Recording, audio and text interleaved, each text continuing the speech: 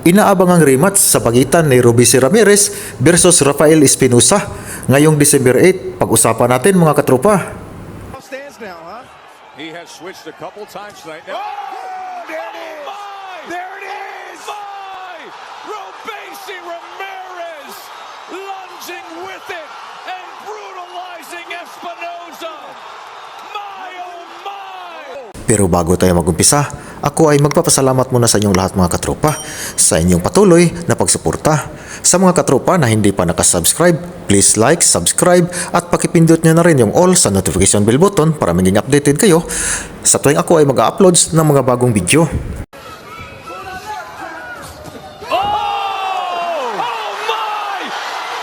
And that left hook has Vasquez. Oh! A 距離とこの前に邪魔。 When Inoue commits, he's out of position. Oh, there and it in is. the way! Like that! There it is. There's the finisher here, Tim. There's the There right it is. hand! I put my armor on, I saw you that I am.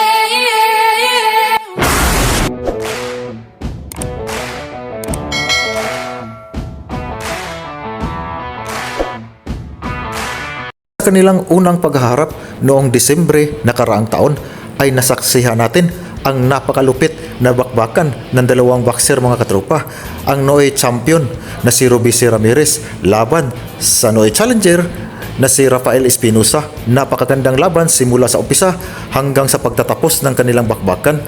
Unang bumagsak sa laban pagsapit ng round 5 itong Noe challenger na si Rafael Espinosa nang matamaan ito ng napakalakas na right hook malinis na tumama sa kaliwang bahagi sa panga ni Rafael Espinosa.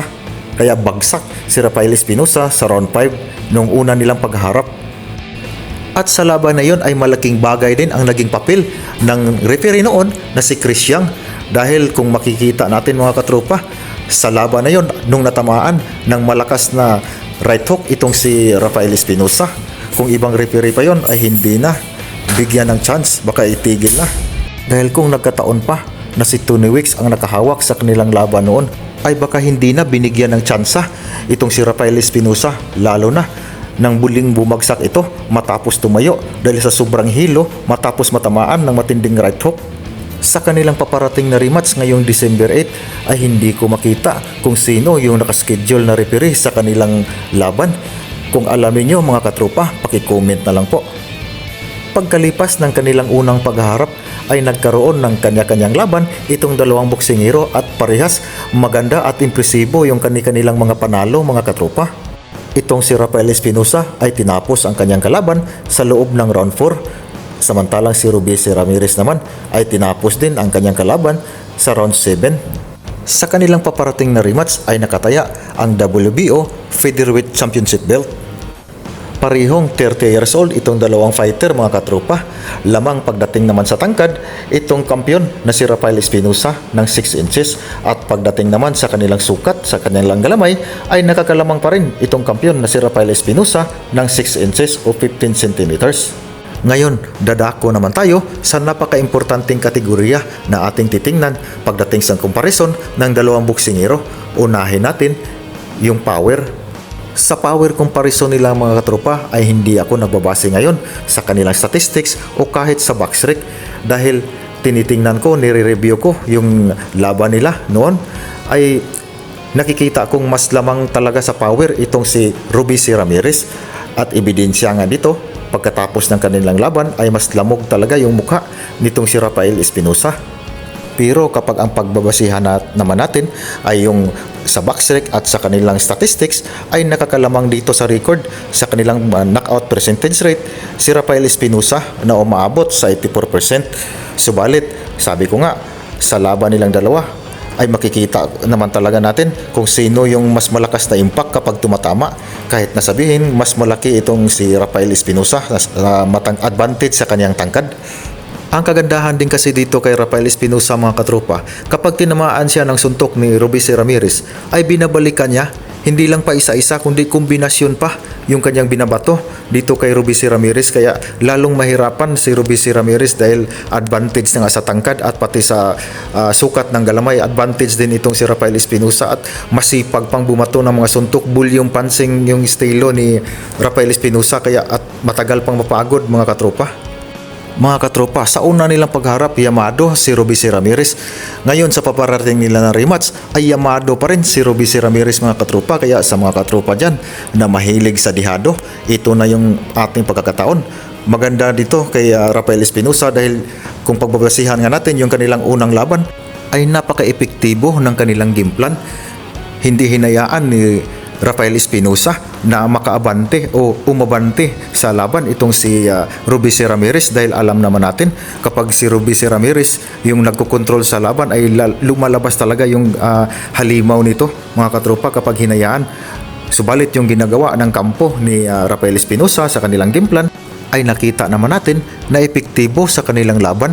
Yung nga kapag si Robeisy Ramirez pala ang nagbabackpedal no dahil abante ng abante itong si Rafael Espinosa base sa kanilang game plan ay hindi makapag-isip ng maayos itong si Robeisy Ramirez mga katropa. Pagdating naman sa counter punching ability ay mayroon din naman ibubuga itong si Rafael Espinosa. Kaya nakita natin sa unang laban na hirap din talaga itong si Robeisy Ramirez, hindi katulad sa mga previous niyang laban bago ang kanilang paghaharap ay maning-mani lang sa kanya yung kanyang mga kalaban. Subalit pagdating kay Rafael Espinosa ay nasubukan din talaga siya mga katropa at kinapos. Kaya pagdating sa round 12 ay bumagsak itong si Robeisy Ramirez mga katropa at natalo nga sa laban. So ayun nga, ulitin ko mga katropa, pagdating na sa power ay para sa akin nakakalamang ng bahagya itong si Robeisy Ramirez. Pero pagdating naman sa speed ay palagay ko halos pantay lang itong dalawa mga katropa dahil may bilis din naman at may angle din itong si Rafael Espinosa. Pero pagdating sa endurance at durability ay dito masusubukan talaga mga katropa dahil sa unang pagharap ay nakikita natin yung durability din talaga ni Rafael Espinosa ay siya yung nagpapadala sa kanya na may panalo yung laban. Dito sa rematch nila mga katropa, sa palagay ko ganun pa rin yung magiging kalalabasan nito kung ganun pa rin yung tibay na ipapakita ni Rafael Espinosa ay malamang siya pa rin yung magwawagi sa kanilang laban. So mabilis ang prediksyon ako dito mga katropa. So sa aking sariling opinion lang lamang ito ay pipiliin ko na mananalo dito ay itong champion ngayon na si Rafael Espinosa.